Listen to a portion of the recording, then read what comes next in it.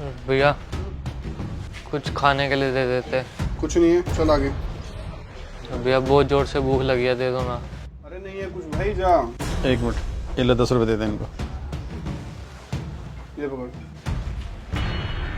भैया 50 रुपये दे देते ना, भूख लगी है। 50 रुपए? इसका 10 रुपए से कुछ नहीं होने वाला है, 50 मांग रहा है। एक काम कर, ये भी दे इधर। 1 मिनट रुक।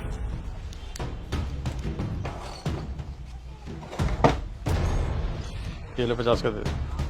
पापा ये खाना वाना नहीं खाएगा, ये नशे करेगा, कहीं जाके दारू वारू खरीद लेगा, पुड़िया उड़िया पी के पड़ जाएगा कहीं पे। दे दे, कोई बात नहीं। ले। धन्यवाद भैया। कुछ नहीं करते, अभी जाके ठेके पे खड़ा हो जाएगा ये, या कहीं से पुड़िया उड़िया जाएगा नशे की और पी के कहीं पड़ा रहेगा। एक बार इधर आओ।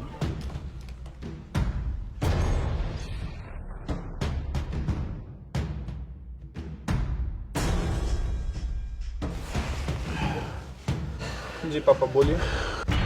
जैसे तू सोचता ना कि भिखारी जो है ड्रामे करते हैं, एक्टिंग करते हैं, इनको कोई भूख भूख नहीं लगी होती, इनको कोई प्रॉब्लम नहीं होती, मैं भी तेरी तरह ऐसे ही सोचता था।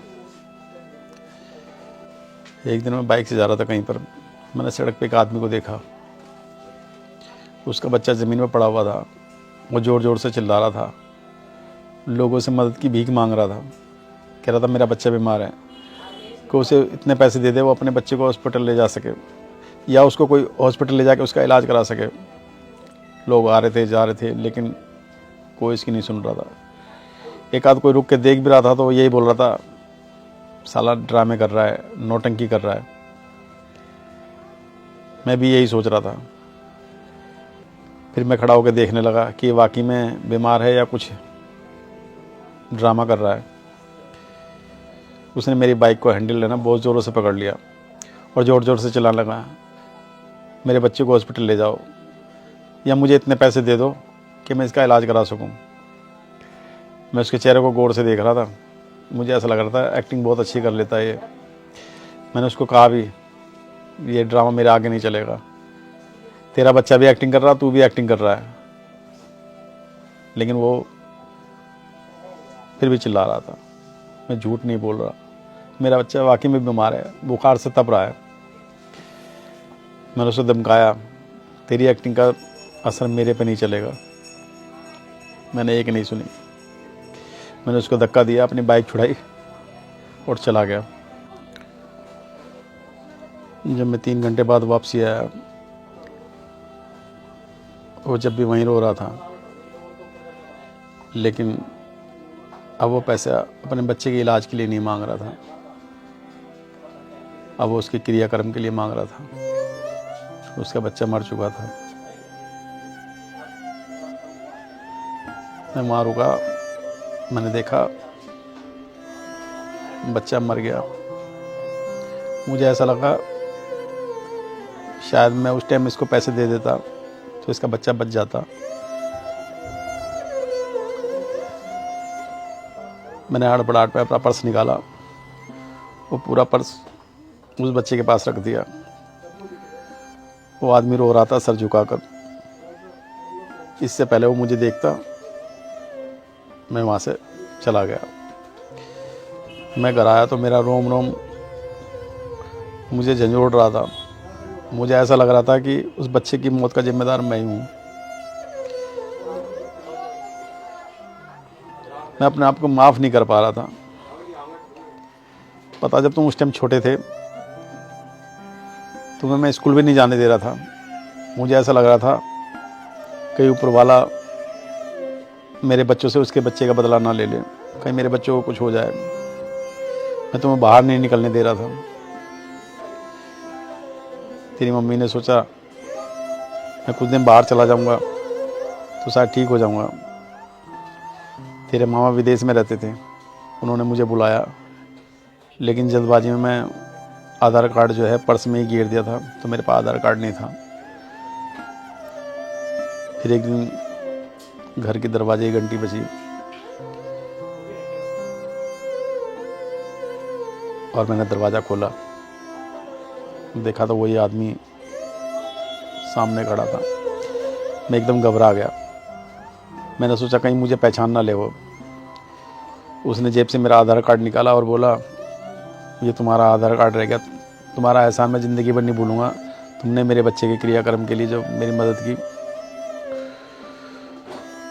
और मेरे गले लिपट कर रोने लगा।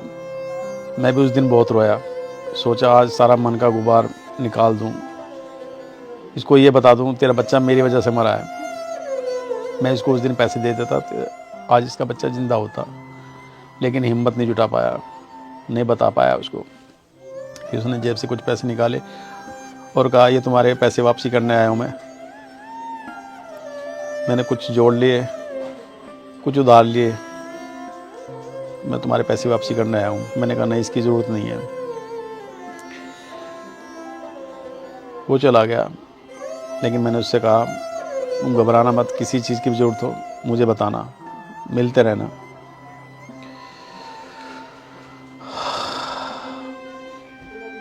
फिर मैंने उसे अपनी दुकान पर रख लिया। इसके बाद भगवान ने उसको 2 बेटे दिए। आज वो हमारी दुकान पे लगा हुआ है। मतलब पुनीत भैया हाँ। वो लड़के हैं? लेकिन आज तक मैंने इनको ये नहीं बताया कि जिसकी मोटरसाइकिल पकड़कर उन्होंने मुझे रोका था, मदद मांगी थी, मैं वो हूँ। अगर इन्हें पता चला तो मैं कभी आँख नहीं मिला पाऊँगा। तुम भी कभी मत बताना। हम भिखारियों को कई बार है ना मना कर देते हैं, इल्ज़ाम लगा देते हैं ये नशे करेंगे, कुछ भी करेंगे। इन्हें भीख मत दो। लेकिन कभी कभी इन्हीं झूठे लोगों के बीच में एक सच्चा ज़रूरतमंद भी होता है, जिसकी हम मदद ना करके ना सारी उम्र पछताते हैं। हम अपनी ज़िंदगी में कितना कुछ फालतू का खर्च कर देते हैं, कितना नुकसान उठा लेते हैं ज़िंदगी में, लेकिन किसी गरीब को देने की बात आती है तो हम उनको ड्रामेबाज, धोखेबाज, नौटंकीबाज कुछ कुछ बोलते हैं। अगर कोई ऐसा बंदा छूट गया ना जो वाकई में ज़रूरतमंद होगा, तो अपने आप को माफ़ नहीं कर पाओगे तुम। इसीलिए मैं कहता हूँ दे दो। बेशक वो झूठ बोल के ले जा रहा है, तुम अपनी तरफ से मन से तो मदद कर रहे हो ना उसकी। मत करना ऐसा, हमेशा उनकी मदद करना, वरना मेरी तरह ना सारी उम्र पछताते रहोगे। पापा मैं भी आगे से ना ध्यान रखूंगा। अगर कोई हमारी दुकान पे आता है या कहीं रास्ते में मिलता है और मुझसे मदद मांगेगा तो मैं उसकी मदद ज़रूर करूंगा, ये सोचकर कि ये ज़रूरतमंद है। ठीक है, जाओ तुम। ठीक है पापा।